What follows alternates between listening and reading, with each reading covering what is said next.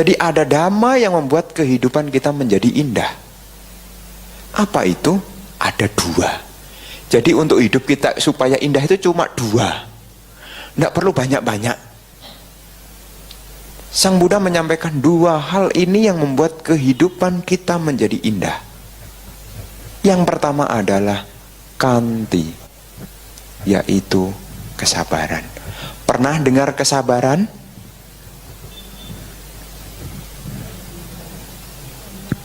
Pernah dengar kesabaran? Menurut Bapak Ibu yang ada di sini, jangan googling loh ya. Menurut Bapak Ibu yang di sini, apa definisi dari kesabaran? Sudah pernah dengar? Apa baru sekarang? Kalau sudah pernah dengar, pasti bisa mendeskripsikan apa itu yang Anda dengar. Duren, pernah dengar? Apa itu duren? Buah yang bisa loh, Anda tahu loh, berduri, aromanya wangi, cara bukanya dibelah dengan kedua tangan, dipegang tangan satu, habis itu diputer-puter sampai habis itu dibuang, jangan ditelan semuanya. Anda bisa mendeskripsikan. Demikian pula Bapak Ibu, kalau kita mau membuat kehidupan kita indah, yang pertama punya kesabaran. Dan kesabaran ini harus dideskripsikan. Apa itu sabar?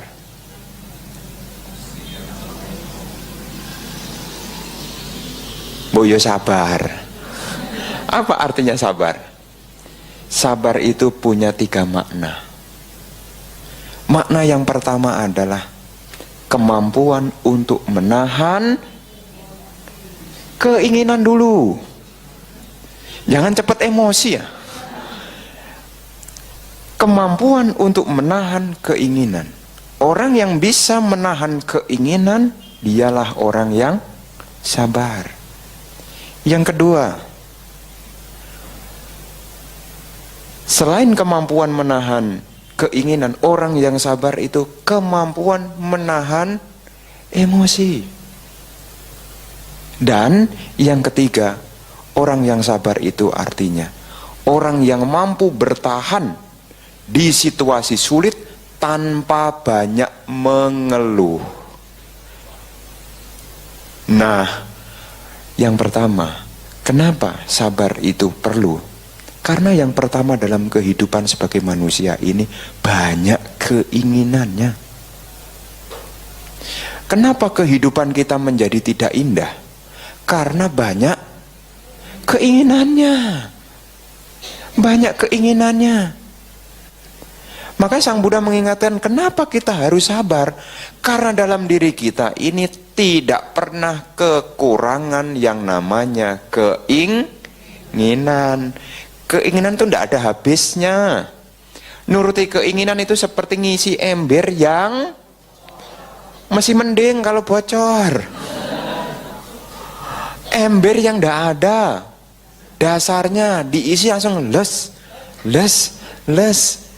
Kalau bocornya cuma sepaku, masih bisa bertahan lama. Apalagi bocornya cuma sejarum, masih bisa tahan lama.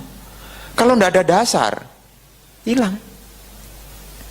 Maka kesabaran ini membuat kehidupan kita menjadi indah. Kenapa? Kita bisa nahan keinginan. Karena setiap manusia ini pada dasarnya punya keinginan. Baik keinginan yang baik maupun yang buruk. Contoh keinginan yang buruk apa? Rasanya saya tidak pernah loh Bante punya keinginan yang buruk.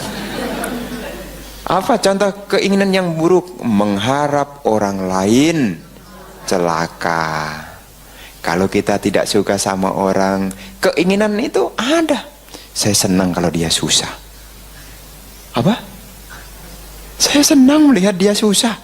Ini semestinya, kenapa kalimat itu muncul? Karena sudah kehilangan kesabaran.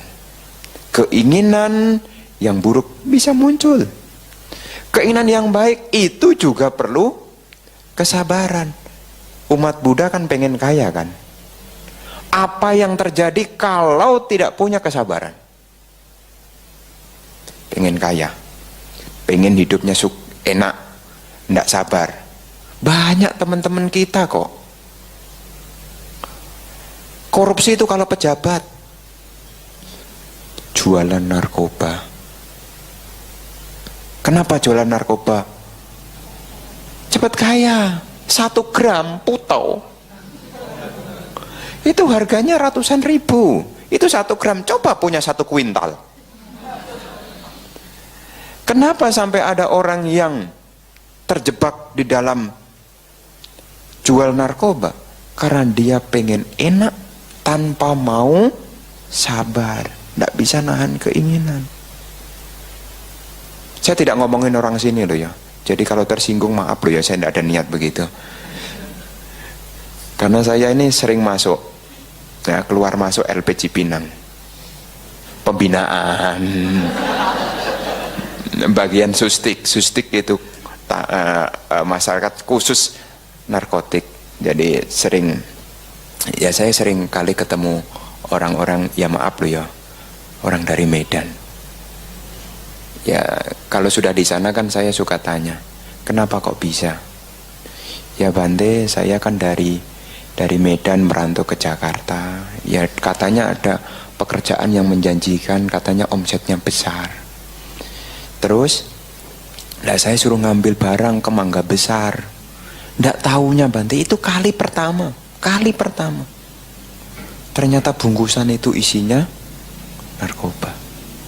Akhirnya dia terbawa dan masuk. Saya tanya, kena berapa lama? Kalau saya berani tanya, karena tidak mungkin dia macam-macam dengan saya. Kena berapa lama? 4 tahun Bante. Sekarang sudah berapa? Sudah 2 tahun Bante. Sabar ya, jangan diulangi lagi. Enak tinggal di sini ya?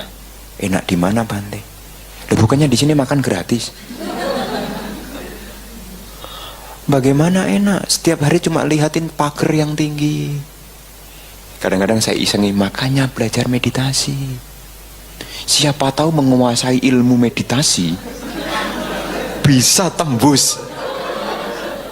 Ya kadang-kadang kalau temennya susah kan jangan dihakimi dong, dihibur sedikit gitu loh. Dia juga umat Buddha juga loh. Kenapa sampai bisa masuk ke situ? Karena belum pernah mendengar Dhamma. Terbawa yang namanya keinginan, tidak bisa tahan. Keinginannya pengen hidup enak, tapi caranya tidak bisa bersabar. Memang kehidupan sebagai manusia tidak mudah, tapi Sang Buddha selalu mengingatkan supaya kehidupan yang kita jalani tetap indah, selalu punya yang namanya sabar. Ingin kaya, ya boleh, tapi sabar. Sabar cari pinjaman, sabar ngangsur juga, sabar. Nanti tercapai kok. Teman-teman kita yang bisnis itu bukan langsung berasal dari yang sudah punya modal kok. Sabar. Sabar cari pinjaman, sabar ngangsur. Sedikit diangsur, sedikit diangsur. Maunya ya langsung dapat modal. Kan kita lahir kan maunya begitu. Tapi kan kama yoni kama bandu. Kita kan tidak bisa pilih orang tua yang mau kita pilih, sesuai karma kita. Kalau dulu memberinya sedikit, ya dapatnya sedikit. Kalau dulu memberinya tidak kelihatan, ya sekarang tidak kelihatan apa-apa.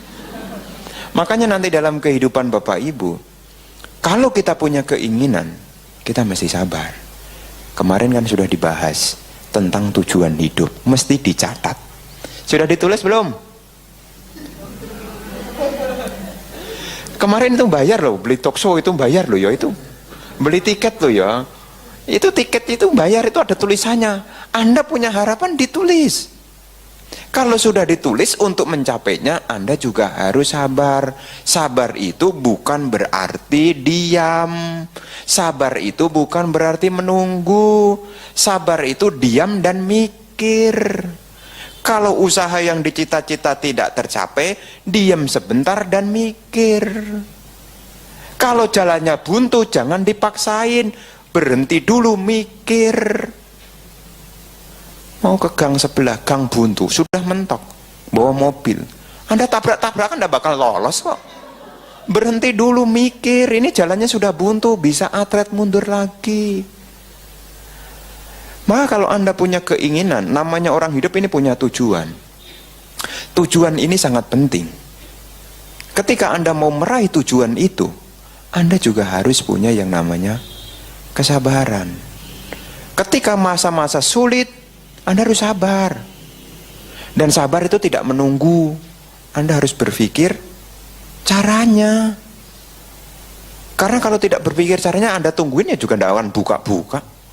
Kunci macet, ya udah bantai sabar, tunggu aja. Sabar, tidak bakalan buka sampai Anda matahari muncul dan tenggelam juga tidak bakalan kebuka. Anda harus berpikir caranya. Karena di dunia ini semua ada caranya. Makanya jangan paksakan Anda punya keinginan. Kalau keinginannya mentok, diam sebentar. Mikir caranya. Makanya sabar ini menjadi satu hal yang penting. Di dalam kehidupan spiritual sekalipun, Sang Buddha juga menyebutkan. Di dalam Owada Patimokkha, Sang Buddha menyampaikan, Kanti paramang taputitikang. Kesabaran adalah cara melatih batin yang terbaik. Kenapa ada latihan? Karena ada tujuan. Apa tujuannya? Nibanang paramang sukang. Kalau seseorang biku punya tujuan nibbana, nibbana itu bisa terperoleh, itu juga latihan dengan dasar punya kesabaran. Sang Buddha sampaikan, Kanti paramang taputitikang, nibanang paramang wandanti Buddha. Para Buddha bersabda, nibbanalah yang paling tinggi. Sesuatu yang paling tinggi itu bisa tercapai kalau punya kesabaran. Maka kalau Anda kerja, jadi sales dulu, sabar. Karena orang yang sukses itu awalnya jadi sales dulu kok. Jualan dulu. Tidak langsung tiba-tiba langsung duduk jadi bos, tidak ada ceritanya. Kalaupun ada, karma baik besar sekali. Dan itu 99% itu karma baik sekali. Dan di antara Anda mungkin ya tidak ada lah di dalam 90% itulah. Maka Anda kalau sekarang punya keinginan sales dari pintu ke pintu, dari desa ke desa Anda kunjungi, sabar aja. Karena dari perjalanan itu banyak pengalaman yang mendidik Anda menjadi orang besar. Karena orang besar itu dimulai dari pengalaman. Dan pengalaman itu dibesarkan dengan kesabaran. Jadi biku, kalau Anda di antara orang Medan ini ada yang mau jadi biku, pengen jadi biku besar, mesti sabar. Sabar. Karena hari ini makan tidak langsung membengkak kok. Ya kan? Mari sabar. Setiap orang punya keinginan. Dan keinginan itu bagus sekali kalau ada tujuan yang jelas. Ketika mau mencapai itu, Anda juga harus punya yang namanya kesabaran. Tahan keinginan. Ya, yang bikin susah kan banyaknya keinginan. Temennya punya handphone, duitnya belum cukup, maksakan diri. Memang hitung-hitungan matematika itu lebih gampang ketimbang cari uang. Kalau 2 juta diangsur 6 kali, berarti berapa sebulannya? Kan angsuran kan 6 bulan kan? Kalau 2 juta dibagi 6 berapa? Ayo kalkulatornya dimainkan. Berapa? 300.000. Kalau alah murah bantai, sehari 300.000, berarti sehari itu sebulan 300.000, berarti sehari cuma 10.000. Teori matematikanya murah, tapi kenyataannya kehidupan kita ini kan pasang surut. Maka kalau kita punya keinginan, ya dipikir dulu, pikir dulu. Kalau mentok, pikir lagi. Makanya keinginan ini, tujuan hidup kita ini bisa tercapai kalau kita punya kesabaran. Penting, mau sukses butuh sabar loh. Maka kalau Anda kok pengen sukses kok buru-buru, nanti jadinya prematur. Susah kalau prematur, itu ada bayi prematur itu susah. 7 bulan sudah lahir, kecepatan lah. Kenapa? Saya kepengen merasakan kue Tio Medan. Cuma aroma mama saya makan, saya tidak pernah rasakan. Kemudian dia pengen cepet-cepet, susah. Anda pernah lihat kan bayi prematur? Masukkan inkubator, susah, tidak bisa dipeluk, tidak bisa, lemah sekali. Maka apapun dalam kehidupan kita, kesabaran untuk meraih kesuksesan. Makanya yang muda-muda ini kan banyak nih, sabar. Mungkin sekarang kerja sama orang dimarahin, ya sabar, nahan keinginan. Semoga saya nanti kalau jadi bos saya tidak seperti dia lah. Ya, punya customer, kita dimarahin pelanggan, ya semoga pelanggan saya nanti kalau jadi pelanggan saya juga tidak kasar-kasar. Ingat loh ya, hukum karma loh ya. Kalau sekarang dimarah-marahi, dulu juga suka marah-marah, ya mesti diingat. Karena keinginan itu bisa tercapai, punya kesabaran. Itu definisi yang pertama, kesabaran bisa membuat kehidupan menjadi indah.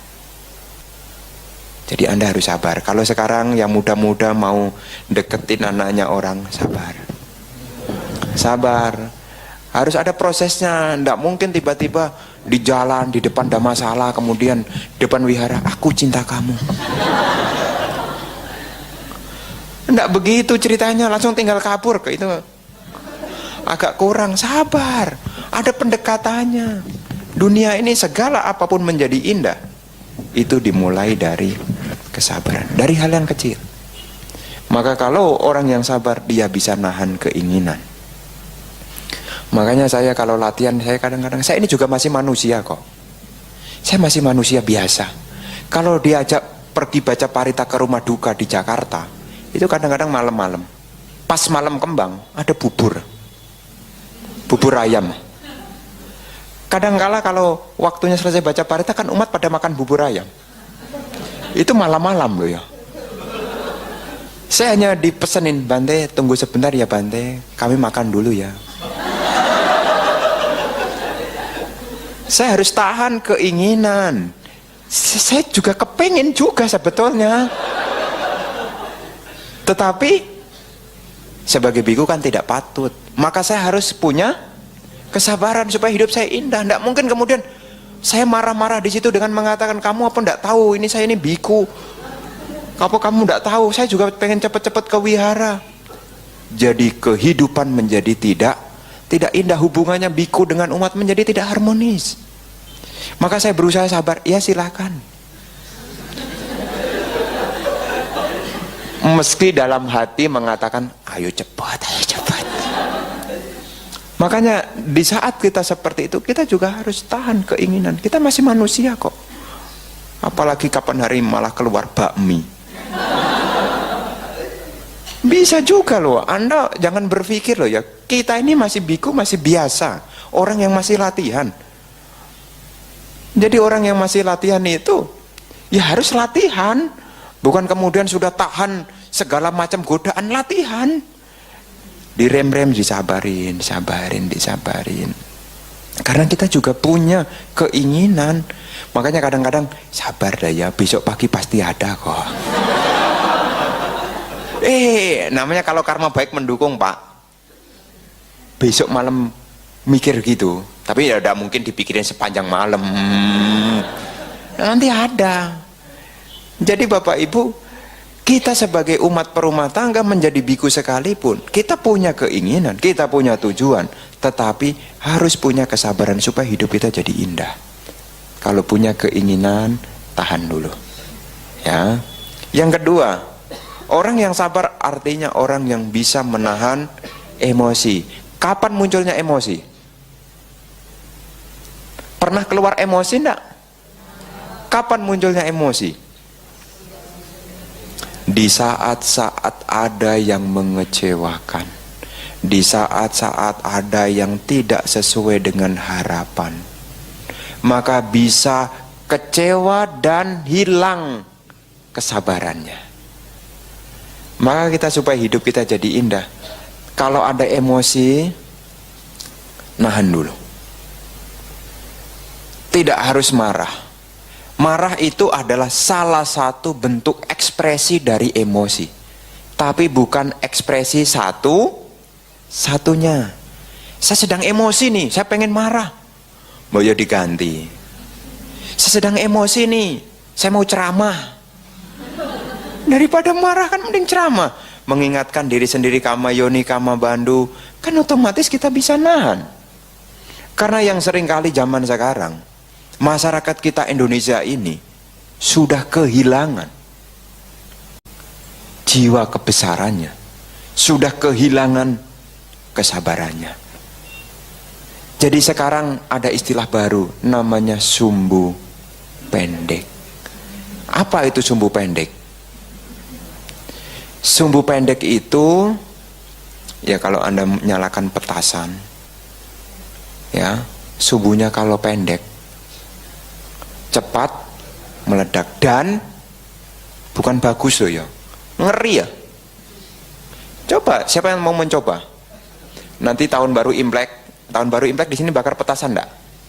Bakar kan? Sama lah di Jakarta juga bakar kok. Itu kan, coba Anda pendekkan sumbunya, coba Anda nyalakan, berani? Sisain aja, enggak usah panjang-panjang, 1 senti aja. Kalau perlu dipegang dulu, langsung meledak. Kehidupan kita begitu pula. Kalau kita kehilangan kesabaran, kehidupan sebagai manusia sangat mengerikan. Tidak ada indahnya. Tidak ada indahnya. Sangat-sangat mengerikan. Tidak suka langsung dihajar. Tidak suka langsung dipukul. Betapa mengerikannya kehidupan kita. Perumah tangga juga begitu. Kalau suami istri kehilangan yang namanya emosi, artinya emosinya tidak bisa nahan, jadinya hilang. Kalau sudah hilang, tidak bisa mikir. Kehidupan rumah tangga itu sangat ngeri sekali. Tetangga yang lihat sih heboh sekali. Tapi yang mengalami itu sangat mengerikan. Kadangkala saya melihat beberapa orang sedang padu aja. Padu itu adu mulut. Itu kadang-kadang saya mengeri. Ngeri. Kenapa? Kalau sudah adu mulut itu bisa adu tangan. Kalau sudah adu tangan bisa adu kaki ya. Kalau sudah adu kaki bisa adu kayu ya. Kalau adu kayu itu bisa adu kursi ya. Kursi bisa dilempar, bisa terjadi. Kenapa itu bisa terjadi? Karena tidak bisa menahan emosi. Anda sebagai perumah tangga, setiap orang pasti punya emosi. Masih punya emosi kan? Loh, siapa tahu enggak Bante, kita di Medan sudah adem semua, enggak ada emosi. Masih ada, karena tidak semua apa yang kita cita-citakan itu sama dengan apa yang kita mau. Bisa emosi. Punya anak bikin emosi enggak? Bikin. Mintain tolong masukkan sandal kerak enggak mau, nanti mah main game aja. Tolonglah nak, kamu naikkan itu sandal mama ke kursi, ke rak. Nanti mah, cepetlah. Nanti mah, cepetan. Iya kata dia, bener. Iya tapi tidak gerak. Lama-lama meledak. Kasih kode, cepat. Iya ya, iyanya double jadinya. Iya ya, tadi kan iya 1, iya 2, iya 3, iya 4, iya 5. Akhirnya gara-gara mindahin sandal ke rak, bisa mindahin tangan ke muka.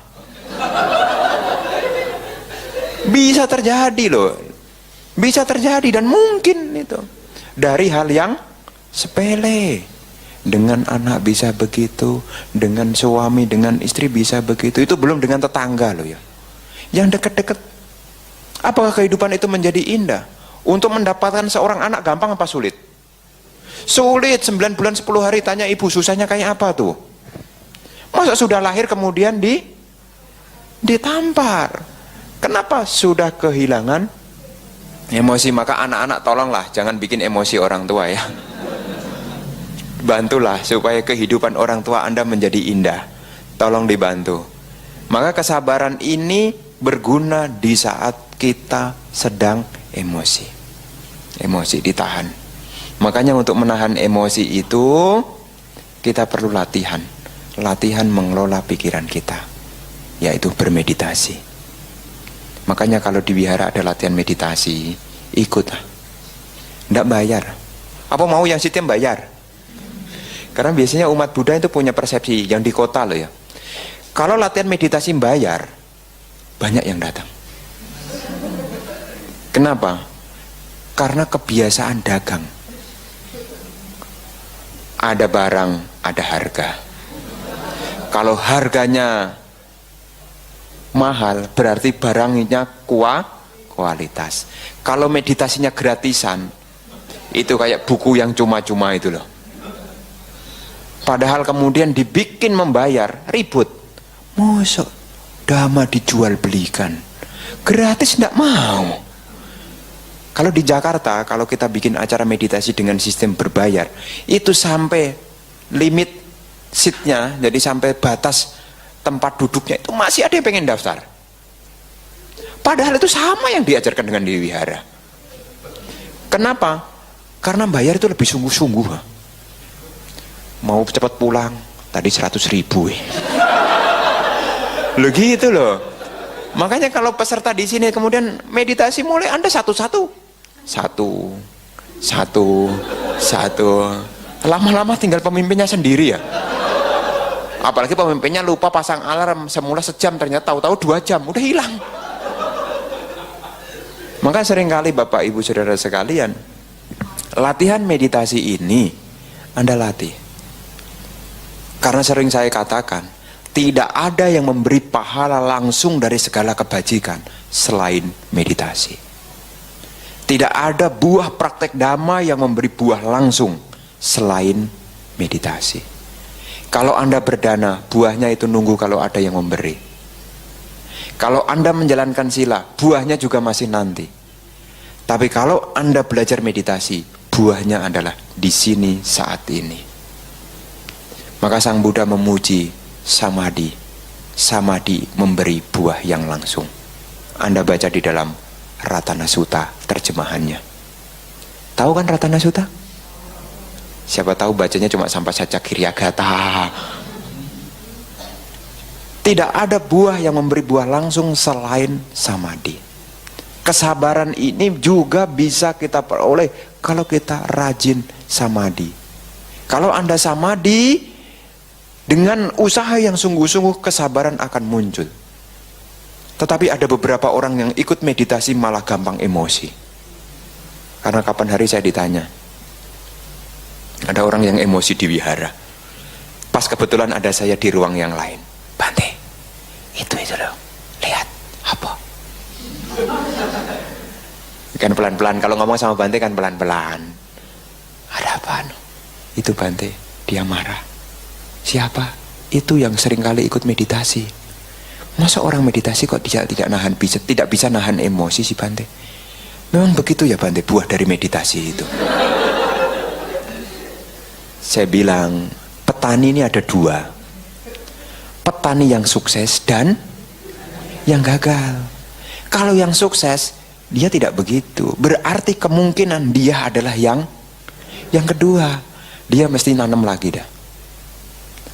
Jadi dalam kehidupan kita ini, kalau Anda belajar itu tidak langsung sukses. Maka nanti saat meditasi ikutlah, latihlah. Karena tidak ada yang memberi buah langsung. Kalau tidak tahu, tanyalah. Jangan tidak tahu diem. Bingung, diem. Sulit, diem. Kesemutan, diem. Baru ngomong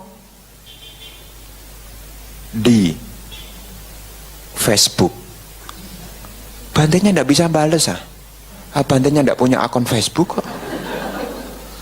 Kalau di sini kebingungan, tanyalah di sini, supaya Anda makin hari makin sabar, bisa nahan emosi, tahan emosi. Minimal kalau Anda tidak bisa menahan emosi, seringlah mengucapkan semoga semakhluk berbahagia. Supaya kata-kata yang muncul di dalam diri Anda tidak kata-kata yang seperti tadi, tapi kata-kata semoga semua makhluk berbahagia. Ketemu suaminya yang menjengkelkan, semoga semua makhluk berbahagia. Ketemu istri yang menjengkelkan, semoga makhluk berbahagia. Sang Buddha di dalam Buddha Jaya Manggala, syair yang kedua, Maratire kama biyung cita sabaranting kura panalaka waka yakama kadayakang kanti sudan tak widina. Bener nak? Bener nak? Nomor 1 kan bahung saha sama bini. Itu yang kedua itu marah. Yang ketiga nalagiri. Ketika ketemu dengan marah itu kan begitu mengganggunya. Apa yang Sang Buddha lakukan? Kanti kesabaran. Maka Anda dalam kehidupan sehari-hari, gangguan Anda itu tidak semenakutkan marah. Marah bersama dengan pasukannya yang masing-masing menunggang gajah Girimekala. Dan Anda ketemu suaminya cuma nunggang sepeda motor. Anda aja udah hilang kesabarannya. Ini itu ketemu gajah gede itu cuma sepeda motor. Udah gitu pakai helm. Hah? Marah datang bersama dengan pasukannya yang masing-masing memegang senjata. Anda harus punya kesabaran. Contohlah Sang Buddha. Karena kita punya keyakinan Sang Buddha. Bukan kesabaran itu bukannya tidak dilatih oleh Sang Buddha. Sang Buddha membuktikan betapa dahsyatnya, hebatnya kekuatan yang namanya kesabaran. Kesabaran itu memang pahit, tetapi itu obat. Kesabaran itu kelihatannya lemah, tetapi kekuatan. Kekuatan yang paling kuat adalah orang yang sabar. Diputus pacar, sabar. Paling kuat ya, meskipun apapun kesulitannya, kalau dia punya kesabaran, itu ilmu yang paling kuat. Kesabaran. Karena kesabaran itu menguatkan kita punya mental. Berusaha untuk sabar. Ketika ada emosi, sabar. Tarik napas yang panjang. Atau mengucapkan, semoga semua makhluk berbahagia. Diomeli bosnya, kerja diomeli sudah benar. Namanya orang ini memang begitu kok. Sudah kerja benar kadang dicela. Apalagi tidak benar. Maka Anda dalam hati loh ya, tidak usah ngomong keras-keras. Dalam hati ya, semoga makhluk berbahagia, semoga makhluk berbahagia. Karena meta punya kekuatan yang luar biasa. Manuso biohoti, amanuso biohoti, dewa rakati. Manusia mencintai, yang bukan manusia pun mencintai. Dewa rakati, para dewa melindungi. Makanya meta itu hanya jangan diucapkan saat penutupan meditasi aja. Mari kita ucapkan bersama-sama. Sabe sata bawantu sukita. Cuma sekali. Rambut kalau cuma sehelai, kekuatannya kayak apa? Lemah. Saya kapan hari datang ke rumah umat, diundang makan. Dia kira kan Bante ini kurang hiburan. Jadi Bante silahkan duduk, terus diputarkan Discovery Channel itu. Ada eksperimen tentang rambut.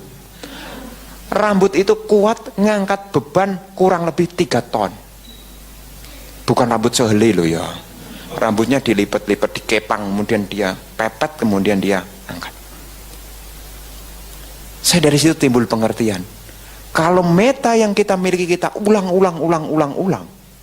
betapa dahsyatnya kita punya meta. Satu mungkin lemah. Makanya seperti tadi yang saya bilang, selama meditasi cobalah terus hanya mengucapkan itu. Semoga makhluk berbahagia terus.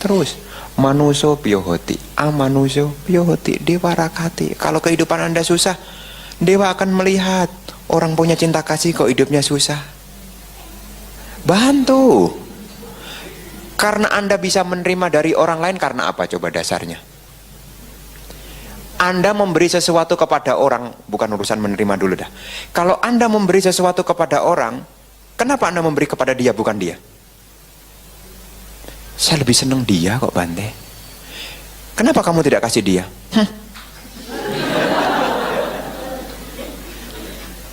Apa bedanya?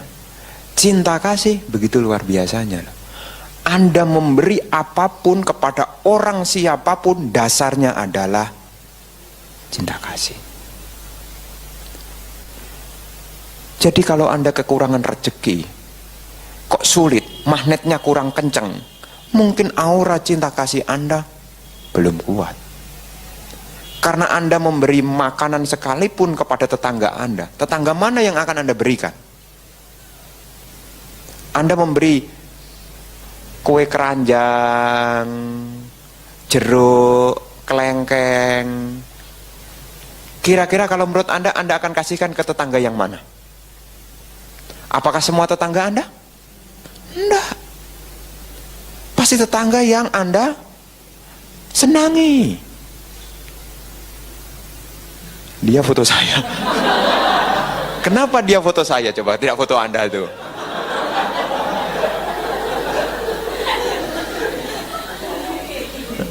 Itulah kekuatannya. Maka Anda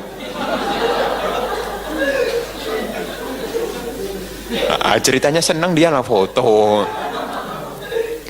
Jadi Bapak Ibu Saudara sekalian, kalau kita punya meta, otomatis kesabaran kita akan muncul. Di mana ada kesabaran, di situ ada meta. Orang yang sabar dengan sendirinya juga punya meta. Kalau kesabaran kita latih, otomatis kita tidak akan menderita. Hidup kita akan indah. Indah dicela tetangga, semoga berbahagia. Kenapa dia mencela kita? Karena dia tidak bahagia. Anda harus tahu. Kenapa dia menghina kita? Karena dia tidak dalam kondisi senang. Karena prinsipnya itu seperti teko, kalau isinya teh dituang, ya teh. Kalau teh manis yang keluar, ya manis. Teh itu tidak sentimen. Kalau ke saya manis, ke Anda tiba-tiba jadi pahit. Enggak. Dia akan menyatu bersama dengan alirannya. Maka kalau Anda dicela, ibu Anda, bapak Anda sedang marah kepada Anda, saat itu dia sedang tidak bahagia. Sewaktu-waktu Anda juga bisa marah sama sebelah Anda. Kenapa? Anda tidak bahagia. Dan Anda yang menerima, Anda harus ingat, dia sedang tidak bahagia. Kalau sampai saya lawan, artinya saya menambah penderitaan dia. Dia susah kok saya omelin, kamu udah tambah susah. Dia susah, mestiin kita bacain parita. Kamu susah kan? Kita bacain parita. Maka nanti kalau Bapak Ibu Saudara sekalian nanti diingat, kehidupan kita akan ketemu dengan ancaman-ancaman. Punya kesabaran. Semoga makhluk berbahagia, semoga makhluk berbahagia. Dilatih, bukan didengarkan, dilatih. Ya, dilatih. Sering kali mendengar tapi sayang, jarang dilatih. Sehingga kekuatannya tidak kelihatan.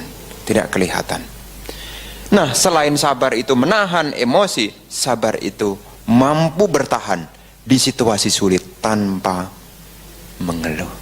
Itulah orang yang sabar. Jadi kalau situasinya sulit, berusaha tetap bertahan. Jangan mengeluh. Kalau sudah mulai mengeluh, kehidupan Anda mulai tidak indah. Bante, saya dulu nikah sama dia itu dijanjiin loh Bante, mau dibelikan gelang. Sampai sekarang bertahun-tahun kita menikah, gelang kecil aja ndak ada, apalagi besar. Emas aja ndak ada, apalagi perak. Terus saya tambahin, apa kamu ndak pernah tahu lihat ada gelang karet? Itu gratis itu. Seringkali kita bisa bertahan, tapi untuk tidak mengeluh itu tidak mudah. Untuk tidak mengeluh itu tidak mudah. Anda bisa bertahan karena saya di sini, tapi dalam hati Anda sebetulnya mengeluh. Lama kali ini Bante ceramahnya. Anda saat ini menjadi tidak indah. Bisa begitu loh. Anda bisa begitu. Mungkin kalau dengan saya, mungkin Anda nggak sukan, mau keluar Anda tahan-tahan. Diem lama kali, kakinya udah mulai kesemutan, nggak selesai. Kadang-kadang saya pengen ceramah sebetulnya maunya pendek, kadang-kadang saya pengennya pendek. Nanti kalau dikira saya pendek itu terlalu pelit. Udah di jauh-jauh dari Jakarta belikan tiket mahal, ceramah cuma 20 menit. Maka seringkali Bapak Ibu nanti dalam kehidupan Anda diingat, meskipun ada kesulitan, tetap bertahan. Jangan mengeluh. Karena mengeluh itu adalah awal dari masalah. Kenapa kok awal dari masalah? Karena jawaban Anda tidak selalu positif. Kenapa Anda jadi mengeluh? Ya karena dia ini bikin susah. Susah itu positif apa negatif? Negatif. Jadinya negatif. Maka kalau ada orang mengatakan, Bante, saya ini gagal Bante. Saya katakan, gagal itu bukan kesuksesan yang tertunda. Gagal itu artinya berlatih dan belajar lagi. Anda mesti berlatih dan belajar lagi. Kalau ada kegagalan, Anda harus tanamkan. Kenapa saya gagal? Saya mesti belajar dan berlatih lagi. Artinya di situ Anda tidak mengeluh. Seringkali kalau gagal kita mengeluh. Aduh, saya sudah rajin berdana, kok masih susah. Saya sudah rajin baca parita, kok masih susah. Lama-lama apa? Makin susah.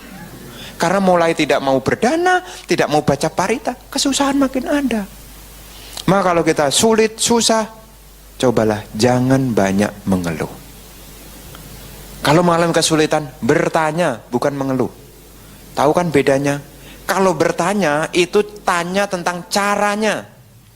Bukan mengeluh. Kalau mengeluh itu hanya menyampaikan, cuma curhat doang. Kadang-kala ketemu orang, kadang-kadang ada yang datang cuma curhat. Ini sebetulnya cuma curhat, apa mau tanya ini? Dia panjang. Oh, saya tahu. Oh, dia cuma mau curhat aja. Ya udah, saya cuma nungguin dia aja. Sabar juga. Makanya kadang-kadang saya tidak mau sok tahu. Jadi dia dengerin. Setelah keluhannya keluar, baru saya luruskan. Makanya kalau ada orang yang mungkin Anda punya teman lagi curhat gitu ya, Anda tidak usah nyangkal, dengerin aja. Tidak usah nangkal. Kalau ditangkal atau disangkal, nanti dia akan menjadi-jadi. Biar habis dulu, biar surut dulu. Misalnya, saya tidak suka sama dia. Lah terus kenapa? Dia akan cerita. Tambahin lagi. Lah terus, dia akan cerita. Lah terus, dia akan cerita. Lah terus, dia akan cerita. Lah terus, dia akan cerita. Lama-lama ceritanya habis. Tapi kalau Anda sangkal, dia itu memang begini. Oh bukan, itu cuma pikiran kamu. Oh tidak bisa. Dia sudah jelas-jelas begitu. Oh tidak bisa, kamu yang tidak positive thinking. Mana bisa? Karena dia belum tuntas, sudah dipotong. Maka nanti kalau di rumah kalau ada keluhan, didengarin dulu. Dengerin dulu. Kalau sudah didengarkan, itu nanti jadi enteng kok. Dan nanti baru ditunjukkan caranya. Kita biku ini kadang-kadang juga ngeluh juga loh. Tapi tidak di umat. Kemarin kamu ke sana ya? Dikasih makan apa? Dapat bakpo 1 Bante, sama kopi. Tok. Iya Bante. Terus? Tapi siang dapat banyak. Kok bisa begitu ya? Terus giliran saya ke sana. Oh iya, sama juga ternyata. Artinya apa Bapak Ibu? Ketika kita mendengar orang lain mengeluh, cobalah didengarkan dulu. Ya, siapa tahu kesabaran sudah hilang. Karena biasanya keluhan ini bisa muncul di dalam siapapun. Dengarkan aja. Anak bisa mengeluh, suami bisa mengeluh. Kenapa ada keluhan? Karena ada kesulitan. Wajar, tapi bertahan. Itulah pentingnya yang namanya kesabaran. Kalau Anda kehidupannya punya kesabaran, alangkah indahnya kehidupan Anda. Karena kita makin hari ini makin tua loh. Makin tua itu makin perlu kesabaran. Anda harus ingat, kita ini makin hari makin tua. Kalau makin tua, harus persiapan dari sekarang. Makin sabar. Karena makin tua, biasanya makin cerewet. Makanya seringkali kita harus dari sekarang. Karena kalau kita makin tua itu jalan makin pelan. Ya, kapan hari itu ada orang sudah tua, matanya kurang jelas, dikira duduk itu sudah nempel. Ternyata masih ada sekitar, ya dikira sudah sampai, matanya kelihatannya sudah dekat. Kursi dan penglihatannya dekat, pegang, ternyata masih di sana, jatuh. Kita, loh kok jatuh? Loh saya pikir sudah sampai. Karena melemah, kondisi fisik melemah. Maka kalau kita makin tua, ini perlu kita cari sekarang, punya kesabaran. Tua datang sabar, indah loh. Anak nurutin agak telat sedikit, sabar. Jangan banyak ngomong. Kalau Anda jadi anak, punya orang tua yang cerewet, senang apa tidak? Disuapin. Kok enggak ada asinnya? Tambahin asin. Sudah tahu darah tinggi dikasih asin. Maka kalau kita yang jadi tua, saya sih bertekad makin tua saya moga-moga saya tidak cerewet gitu loh. Jadi supaya apa? Kalau bersama dengan orang-orang itu juga senang. Ingat, kita makin hari makin tua. Anak-anak itu tidak mau mendengar orang tua yang banyak, ya banyak ngomong. Dikasih ya syukur, nah dikasih ya diam, meditasi lah. Anda akan hidupnya akan indah. Maka Sang Buddha dengan jelas menyampaikan, dhamma yang pertama membuat kehidupan kita menjadi indah adalah kanti, kesabaran. Suami istri meskipun hidupnya sederhana, kalau dia keduanya menjalani dengan kesabaran, indah sekali. Indah sekali. Kesabaran. Yang kedua, soraca, rendah hati. Kehidupan menjadi biku, kehidupan menjadi perumah tangga. Kalau orang yang punya kerendah hatian, hidupnya akan indah. Apa lawan kata dari rendah hati? Tinggi hati, sombong. Siapa yang senang melihat orang yang sombong? Tidak ada. Manusia tidak suka melihat orang yang sombong. Makhluk halus kalau ditanya juga sama. Juga sama. Kapan hari ada orang kerasukan? Biasa, kan seperti kemarin saya bilang, biku ini multi talent. Orang kerasukan ngundang biku. Terus kemudian kita tanya, kenapa kamu kok ganggu dia? Kenapa kamu kok bisa masuk ke dia? Soalnya ini orang terlalu sombong. Saya suruh minta, tolong WC dibersihkan. Karena pertama itu kerasukan, karena ini di daerah Dadap itu ada pabrik plastik dulu, memang tempatnya kurang bagus. Kemudian ada ruko, kemudian jadi pabrik. Kemudian ada toilet di belakang. Ternyata makhluk halus itu cinta kebersihan. Dia pesan, ada suatu ketika kerasukan dan berpesan agar toilet itu dibersihkan. Karena bosnya itu di depan dan pekerjaannya banyak, makin hari kan makin kotor. Anak buahnya bilang apa?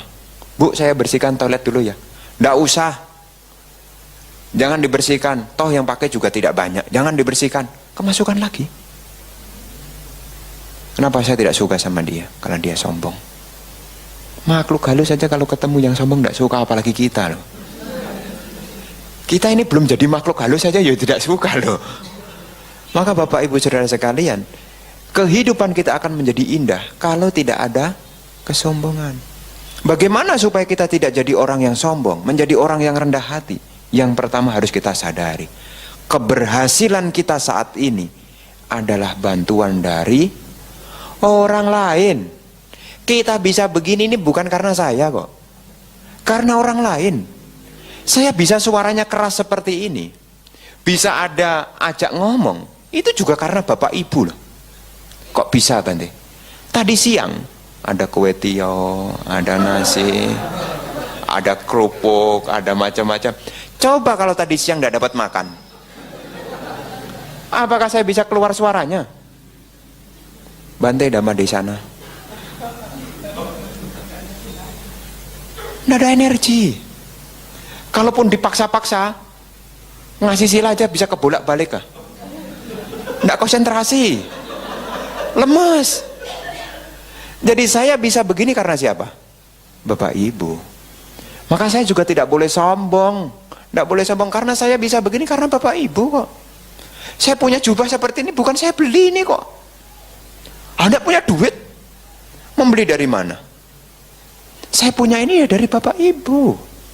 Makanya kalau ada orang datang ketemu saya tidak pilih-pilih. Siapa, tidak pilih-pilih. Kenapa? Mereka juga berkontribusi tentang diri saya. Tidak mungkin saya hanya pilih yang bagus-bagus, yang tidak bagus jangan.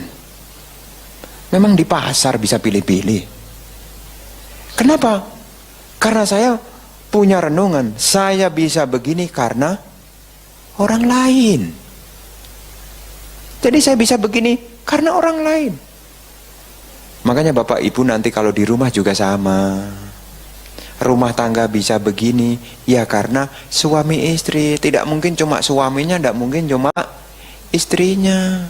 Dua-duanya harus saling mengakui kontribusinya. Lah galak Bante. diakui. Guru kesabaran, diakui. Jadi Bapak Ibu Saudara sekalian, nanti diingat. Nanti kalau di sini, ya, Anda bisa mendengarkan dhamma di sini bukan karena saya juga, karena banyak orang ada yang dana paramita sehingga bisa bayar listrik. Coba kalau tidak ada dana paramita, tidak bisa bayar listrik, kelas dhamma tidak ada, mati lampu, speaker tidak bisa bunyi. Jadi kita tidak boleh yang namanya sombong. Kita harus akui kita ini ada karena orang lain. Anda punya baju ini dari siapa? Bukan hanya serta-merta yang buka toko. Ada pabrik garmennya, ada yang nanam, ada pabrik benangnya, ada yang nanam kapasnya, ada yang ngolah tanahnya.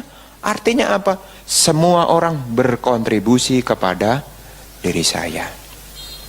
Maka dengan sendirinya lambat laun Anda menjadi orang yang rendah hati. Rendah hati.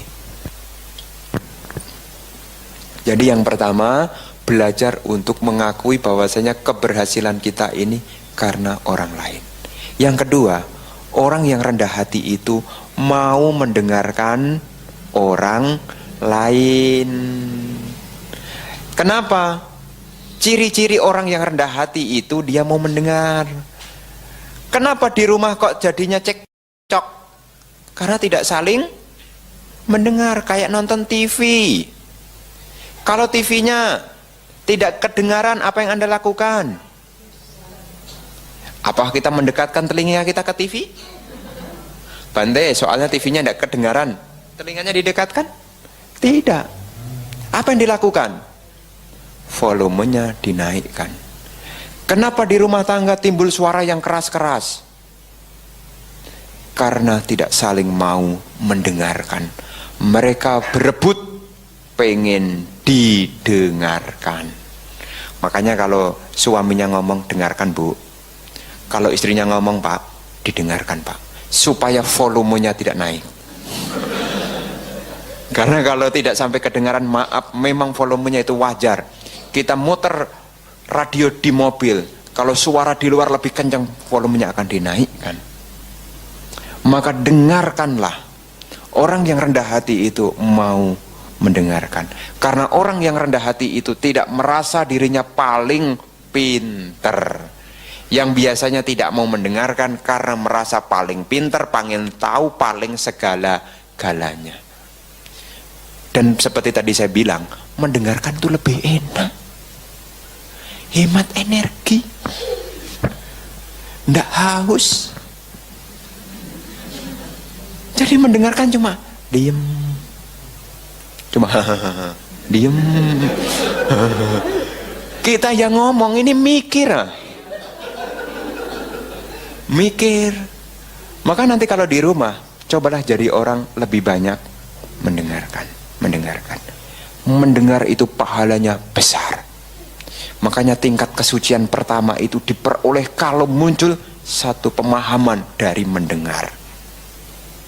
Makanya kalau kita mendengar itu sebetulnya lebih beruntung. Tenggorokan bagus. Jadi lebih bagus lah. Jadi bahagia juga tidak berkurang. Makanya Bapak Ibu nanti di rumah, ini di rumah dimanapun, cobalah lebih banyak mendengarkan. Tapi kemudian jangan bisu-bisunan. Kamu yang ngomong lah. Kamu yang ngomong, kata Bante kan lebih baik mendengarkan. Ya bukan begitu juga. Jadi jangan malah nyuruh orang lain, kamu yang ngomong ah, kamu yang ngomong. Ya bukan begitu. Karena penghargaan kepada seseorang itu pada omongannya. Kalau sapi dipegang talinya, kalau orang dipegang omongannya. Makanya kalau kita ngomong, dia mendengarkan. Ketika dia ngomong, kita harus mau mendengarkan. Itulah orang yang rendah hati.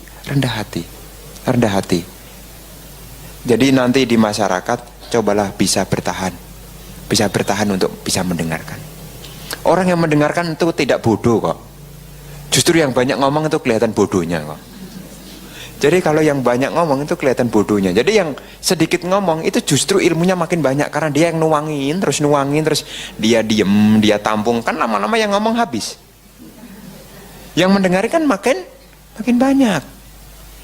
Makanya Bapak Ibu Saudara sekalian, nanti di rumah supaya hidupnya ini menjadi bagus, ya belajar untuk rendah hati, mau mendengarkan. Kenapa seringkali rumah tangga bisa ribut? Karena selalu rebutan. Selain rebutan ngomong itu, rebutan benar. Nanti kalau rebutan di rumah, rebutan salah lah. Karena biasanya rumah tangga itu bisa rame karena rebutan benar. Semua saling berargumentasi, saya yang benar. Oh tidak, saya lebih benar. Mana? Saya lebih benar. Bukan, saya lebih benar. Semua saling membenarkan dirinya masing-masing sehingga perang argumen. Coba kalau rebutan salah. Contohnya anaknya mungkin tidak naik kelas. Biasanya kan satu-satu kan pada membenarkan diri. Ini mestinya ini ibunya nih. Oh enggak, bapaknya. Enggak bisa dong. Ibunya yang harus tanggung jawab. Enggak bisa, bapaknya kepala rumah tangga kok. Rebutan benar. Coba kalau anaknya enggak naik sekolah kemudian rebutan salah. Maaf Pak, ini kesalahan ibu. Bapaknya jawab, bukan Bu, kesalahan bapak. Loh. Apa enggak indah kalau kehidupan begitu? Coba. Kalau rebutan salah, apa enggak indah? Dompet, handphone ketinggalan, hilang. Suaminya jadi, ya maafkan bapak karena bapak tidak perhatian kepada ibu. Oh bukan bapak yang salah, ibu yang salah. Kalau rebutan salah, alangkah indahnya. Coba bayangkan. Apa enggak paling romantis melebihi film Korea? Coba bayangkan. Coba kalau Anda berumah tangga, kalau ibu dan bapak, orang tua dan anak semua saling tidak naik kelas, anak mengatakan, oh bukan salah bapak dan ibu, salah saya mama, salah saya papa. Oh bukan salahmu nak. Oh langsung mesra kehidupannya. Semua langsung nangis bareng-bareng, terharu.